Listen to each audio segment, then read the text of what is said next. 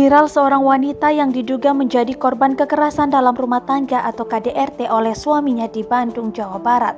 Perempuan yang dikabarkan menjadi korban KDRT itu dianiaya suaminya sampai babak belur. Foto-fotonya pun tersebar di media sosial, terutama Twitter dan Instagram.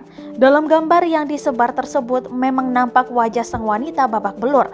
Pemilik akun Instagram Salsabila Putri memang mengunggah fotonya yang babak belur. Terlihat wajah cantik wanita ini penuh dengan bekas luka memar dan bengkak. Padahal koleksi foto lainnya di Instagram Salsabila Putri memiliki kulit wajah yang mulus dan cantik.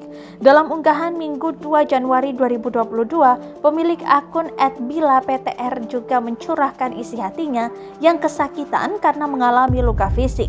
Ia mengaku tidak menyangka kisahnya akan viral di media sosial dan mendapatkan perhatian dari netizen di dunia maya. Hai semuanya, setelah apa yang terjadi terhadapku, intinya aku cuma berdoa semoga aku lekas pulih. Karena sungguh ini sakit teman-teman. Alhamdulillah juga makin hari makin enak dilihat mukaku nggak seperti hari sebelumnya. Dan aku nggak nyangka banget bakal serame ini. Masih kaget aja, ternyata banyak sekali manusia yang baik. Terima kasih untuk perhatian kalian semua, benar-benar bikin tenang dengan support kalian, katanya. Salsabila juga mengaku merasa bahagia mendapatkan dukungan secara langsung dari netizen. Kini, istri yang diduga menjadi korban KDRT ini berharap tidak ada lagi kasus kekerasan terhadap perempuan di Bandung. Ia juga memberikan semangat kepada para wanita lain yang mengalami nasib serupa dengannya.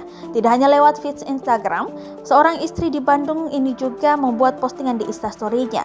Ia membagikan fotonya yang sedang dirawat dan diinfus. Ia mengatakan pihak kepolisian turun tangan langsung untuk menjenguknya. Pada postingannya, Salsabila Putri menandai akun Polrestabes Bandung untuk berterima kasih. Ia juga mempercayakan kasusnya terhadap pihak kepolisian di Kota Bandung.